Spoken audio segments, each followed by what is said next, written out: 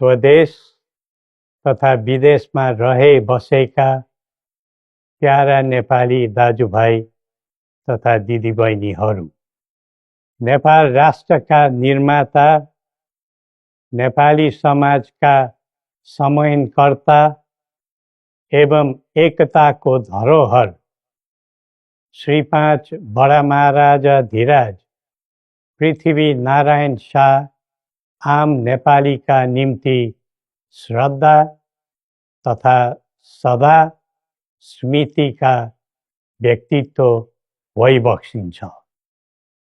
मौसुफको 304औं जन्म जयन्ती तथा राष्ट्रिय एकता दिवसका उपलक्ष्यमा हामी उहाँलाई नमन गर्दै श्रद्धा सुमन अर्पण गर्दछौँ।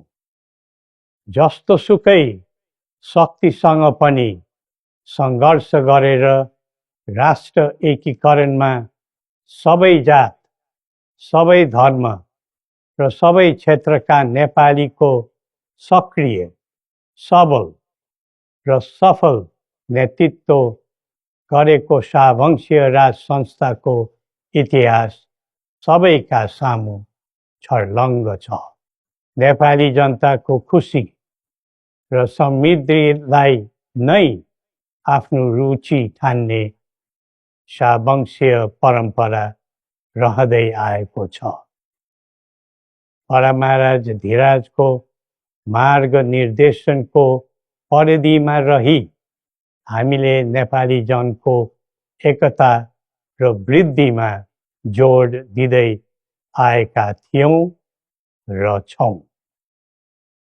तर कालान्तरमा कतैबाट उत्पन्न अवाञ्छित भ्रमको चपेटामा देश पर्यो। झन्डै 2 दशक अघि शान्ति ल्याउँछौँ र आर्थिक प्रगतितर्फ देशलाई लैजान्छौँ र स्थायित्व दिन्छौँ भनेर सत्तामा पुगेका दलहरूको चाहना अनुसार हामीले श्री पेच र राजदण्ड, जनताको नासो, जनताकै सुरक्षित संरक्षणमा बुझाइ सहयोगी नियतका साथ राजकाजबाट बाहिरै रहेको सर्वविदितै छ। यो दायित्वबाट पलायन वा निषेधित राजनीतिका निम्ति कमजोरीको अनुमोदन थिएन, न त यो भावना आम जनतामा नै थियो।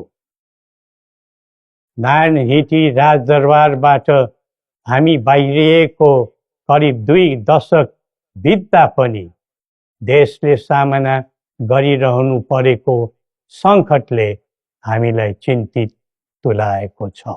हिजो देश नबनेकोमा चिन्ता थियो, आज देश नै नबच्ने हो कि भन्ने निराशा पैदा भएको छ। बडा महाराज धीराजबाट 22 वर्षको युवा अवस्थामै सुरु गरिबक्सेको एकीकरणको सफलता पछि आधुनिक नेपाललाई 4 वर्ण 36 जातको साझा फुलबारीको रूपमा चित्रण गरिबक्सेको थियो। यो मुलुक राजाको मात्र होइन, जनता र राजाको समान स्वामित्वको देश हो भन्ने सन्देश पनि दिइबक्सेको थियो। भाषण अनि जादु वा चमत्कारले यो देश बनेको होइन र बन्दैन पनि। सबै जात, धर्म र क्षेत्रका नेपालीको साझा प्रतिनिधिका रूपमा काम गरेको राज संस्था जनताले सुम्पेको जिम्मेवारीबाट विमुख हुनै सक्दैन। सबै नेपालीले यो कर्तव्यबोध गरी पृथ्वी पथमा लाग्नु पर्दछ भन्ने हाम्रो धारणा र आह्वान पनि छ। नेपाली विश्वमा जहाँ रहे पनि नेपाली मूलको भन्ने नै हुन्छ। त्यसैले राष्ट्रको प्रतिष्ठासँग नेपालीको प्रतिष्ठा पनि सँगै जोडिएको हुन्छ। मुलुक स्थायी वा अस्थायी रूपले छोड्दैमा देशसँगको सम्बन्ध तोडिन सक्दैन। देशबाट जनशक्ति पलायन हुँदै जानुले देशको भविष्यबारे निराशाको सङ्केत दिइरहेको थियो।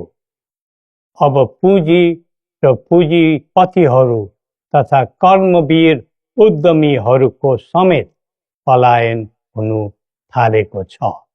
यो क्रमलाई तत्काल निरुत्साहित र नियन्त्रण गर्न सकिएन भने मुलुक असफलताको सङ्घारमा पुग्न सक्ने सम्भावनालाई लिएर हामी आहत भएका छौँ।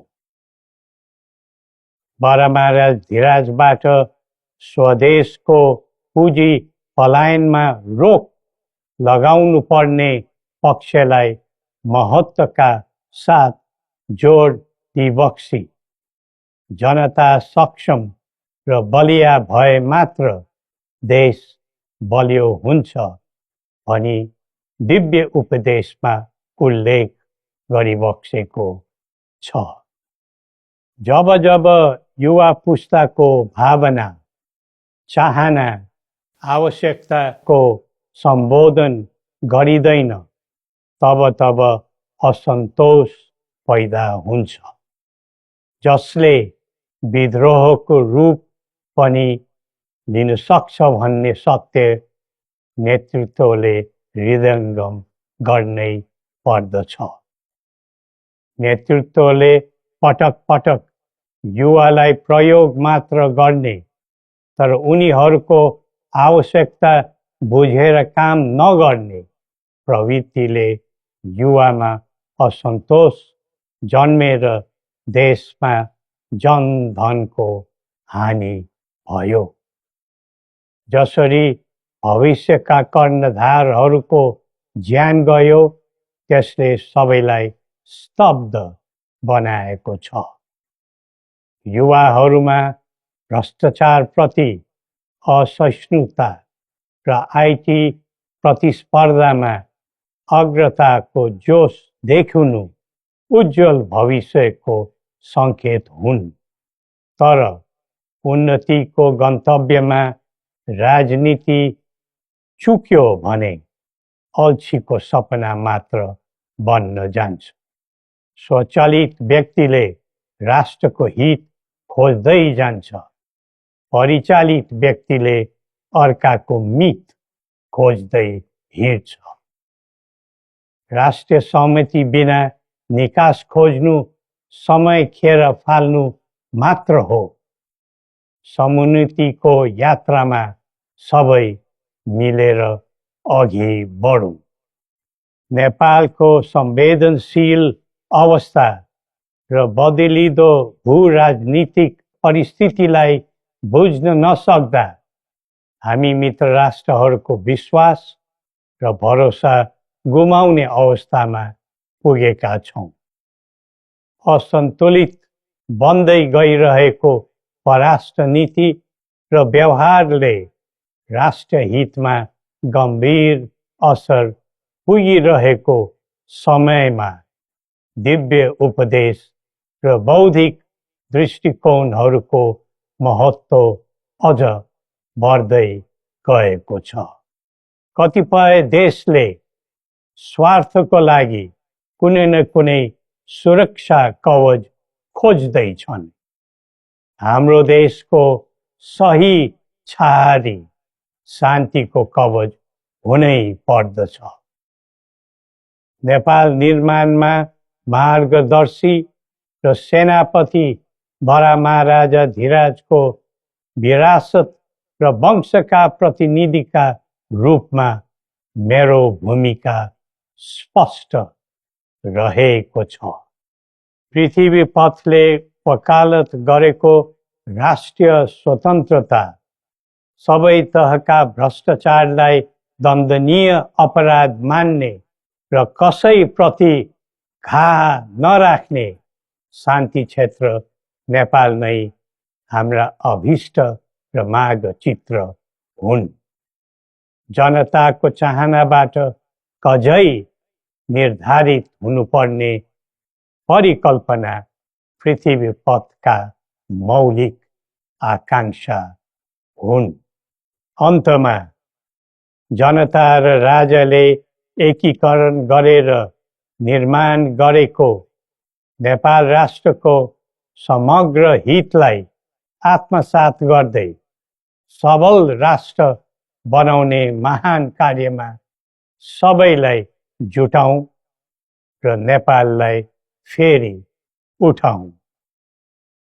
श्री गोरखनाथले हामी सबैलाई सत् बुद्धि दिउन्। जय नेपाल।